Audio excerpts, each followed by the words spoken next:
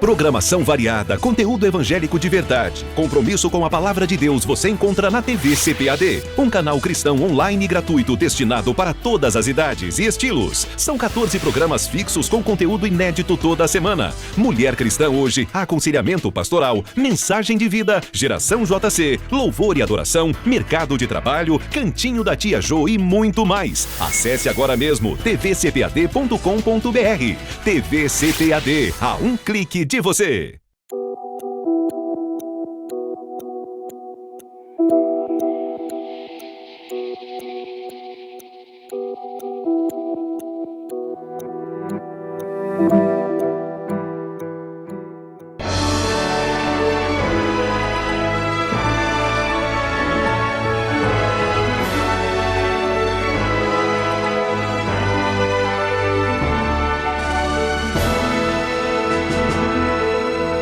Subsídios. Lições Bíblicas. Adultos.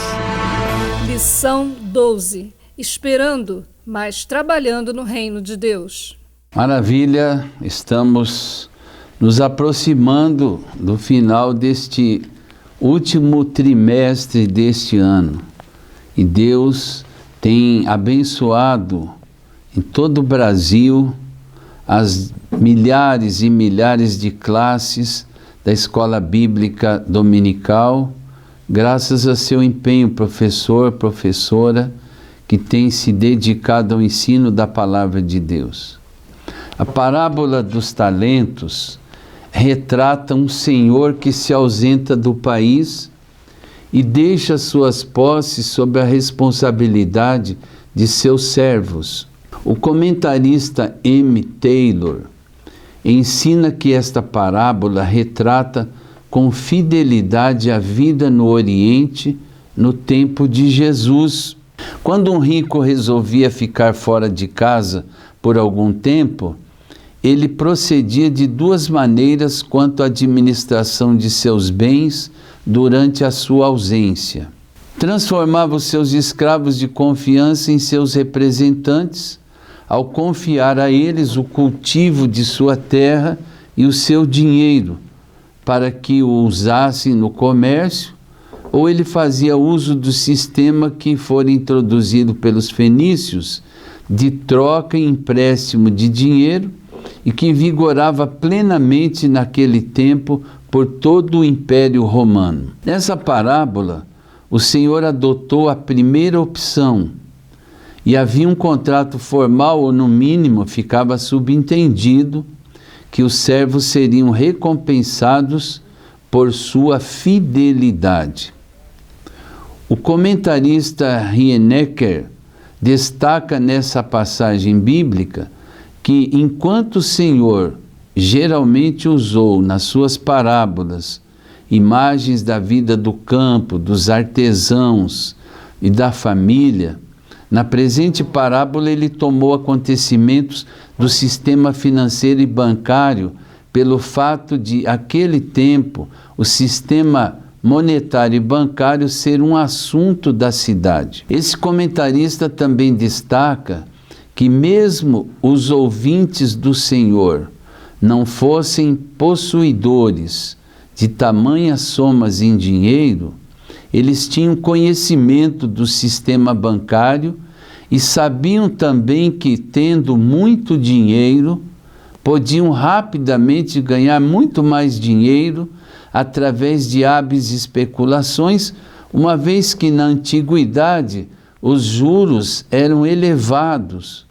Por isso, talvez os servos eficientes tenham agido eles próprios como banqueiros, emprestando dinheiro a altos juros e realizando grandes negócios com ele. A presente parábola retrata a época da morte de Jesus e de sua ressurreição até o segundo advento, e teria sido dirigida aos seus discípulos com o objetivo de motivá-los a levar uma vida pautada nos valores. O homem rico, a quem os servos se referiram como Senhor, que iria partir, é uma representação do Senhor Jesus Cristo. A viagem a um país distante se refere à sua partida para o céu logo após a sua ascensão. Os servos eram, em princípio, os 12 discípulos a quem Jesus dirigiu a parábola, e, num sentido mais amplo, dizia respeito a todas as pessoas nascidas de novo. Os talentos são os dons que o Senhor entregou aos seus servos. O seu retorno seria o equivalente ao segundo advento, e a recompensa ou castigo seriam uma representação do destino dos salvos ou não salvos. Os elogios que o Senhor fez aos seus servos no retorno referem-se exatamente aos galardões que se pode esperar do julgamento das obras no tribunal de Cristo. A condenação do servo que falhou em sua responsabilidade é uma advertência contra o não uso ou o uso indevido dos dons. A parábola dos talentos fala do acerto de contas dos servos de Deus com o seu Senhor. É preciso cuidar para não confundir esta parábola com a das 10 minas.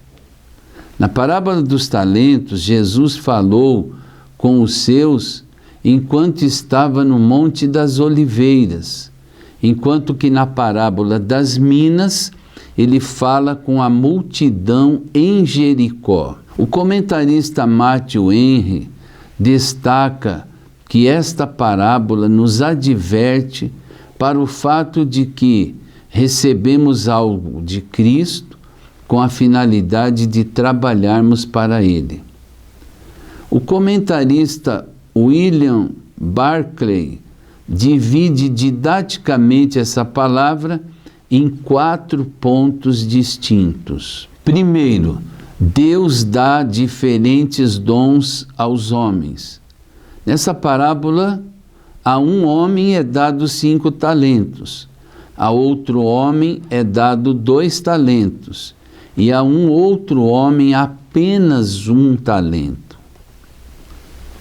Cada homem possui características próprias, de maneira que Deus considera as ações dos mesmos e não a quantidade de talentos que cada um possui. Barclay destaca que a parábola nos diz que qualquer que seja o talento que possuamos, grande ou pequeno, devemos entregá-lo para servir a Deus. Segundo, a recompensa do trabalho bem feito é mais trabalho. Nesse momento, a verdade ensinada por Jesus aponta para a realidade do dinamismo do trabalho, ou seja, o mesmo não se caracteriza pelo descanso como recompensa, e sim com a certeza de mais trabalho e mais responsabilidade. Terceiro, o homem que recebe um castigo é aquele que se recusa a fazer algum esforço. Receber um talento e não utilizá-lo tem o mesmo significado de ter tido a oportunidade de progredir e ter dado preferência ao estado atual, ou seja, ter deliberadamente tomado a atitude de não crescer. Nesta situação, o portador do talento busca justificar a sua inércia com o argumento de que preferiu zelar pelo único bem que tinha, em detrimento de investir o que tinha de forma sábia com vistas ao crescimento. Quarto, quem tem, lhe será dado, e quem não tem, inclusive o que tem, lhe será tirado.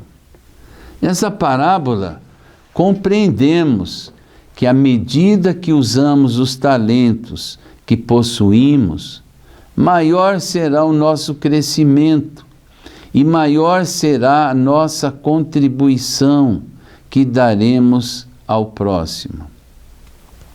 A parábola dos talentos nos ensina sobre o uso de nossas capacidades, Ou seja, trata da aptidão e da possibilidade de um indivíduo realizar uma atividade. A ideia central da parábola diz respeito à capacidade que temos, independente do volume de recursos disponíveis, em trabalharmos para a expansão do reino de Deus. Deus, prezados professores, Ele reparte os talentos segundo a minha, a sua, a nossa capacidade. Como diz Mateus 25:15, cada um segundo a sua capacidade, e então partiu. Nesta passagem, os 3 homens receberam talentos, porém em quantidades diferentes. Assim, nenhum deles ficou de mãos vazias, demonstrando dessa forma que, independente da quantidade recebida, a grandeza da ação estava na capacidade de utilizá-lo de forma otimizada, ao contrário de torná-lo um bem inerte. O comentarista Rienecker destaca que o número diferente dos talentos aponta para as diferentes disposições, capacidades e dons dos servos, ou seja, não os dons como tais são importantes, e sim como os servos valorizam e aproveitam esses dons. Lidório Júnior destaca que quando Deus nos dá um dom ou mais, é porque Ele entende que já temos a capacidade, ou seja, talento pessoal, faculdade de entendimento e de desenvolvimento, de fazer com que aquele dom seja exercido. Podemos multiplicá-lo, ir além dele, transformá-lo para que seja cada vez mais útil e nos faça bem. Assim, o dom que Deus nos dá, exercido dentro do seu reino, nos capacita a ter uma autoestima melhor e também realização pessoal na vida, além, é claro, do crescimento do seu reino, edificação do seu corpo e cuidado com os outros também. A ideia da multiplicação é destacada nesta parábola, como sendo a marca de um servo fiel ao seu Senhor. Deus nos presenteia com dons, Ele nos dá capacidades e também oferece oportunidades para utilizarmos e multiplicarmos estes talentos em nossa vida e no crescimento do seu reino aqui na terra. O trabalho realizado com fé proporciona a colheita de grandes dividendos. O trabalhador que exerce sua habilidade para o crescimento do reino de Deus não se preocupa com seus próprios interesses, antes tem consciência que ele próprio é propriedade divina e que tudo que possui pertence ao Senhor. O comentarista Simon Kistemacher destaca que nenhum seguidor de Jesus pode jamais dizer que lhe faltam dons para o serviço. Assim, essa parábola ensina que cada um dos servos recebeu dons segundo a sua própria capacidade, demonstrando assim o conhecimento que Cristo possui da capacidade de cada indivíduo.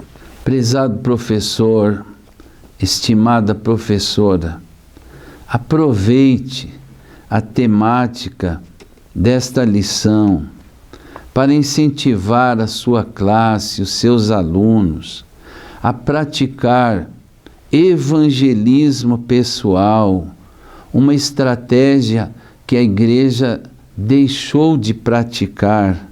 Mas aproveite então, como eu disse, esta ênfase da lição para que eles pratiquem evangelismo pessoal e falem de Jesus em todo e qualquer lugar, seja nas redes sociais, ou mesmo no trabalho, no meio da família ou da vizinhança.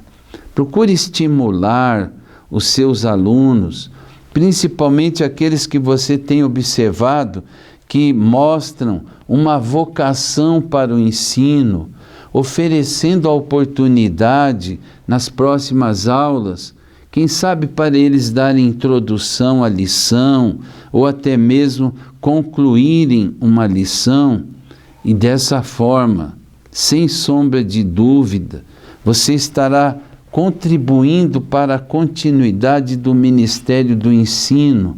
Você vai multiplicar o número de pessoas que vão fazer uma grande obra para o Senhor. Me dirijo especialmente aos oficiais da Escola Bíblica Dominical, como falamos na primeira lição deste trimestre. Aos superintendentes, aos professores, professoras, secretários, todos os auxiliares e apoiadores da Escola Bíblica Dominical. Hoje estamos na antevéspera do Natal e quero desejar a todos vocês, aos seus alunos em especial, aos seus familiares, aos seus pastores, um Natal muito feliz, um Natal abençoado, um Natal com Cristo Jesus, e que você, no dia de Natal, receba de presente do Senhor Jesus aquela bênção que você está esperando já há bastante tempo. E eu tenho certeza que, como recompensa por sua dedicação ao estudo da palavra de Deus, eu não vou dizer que profetizo, mas eu acredito que você vai ser muito feliz e vai ser agraciado com um milagre que vai te causar muita satisfação. Feliz Natal, em nome de Jesus.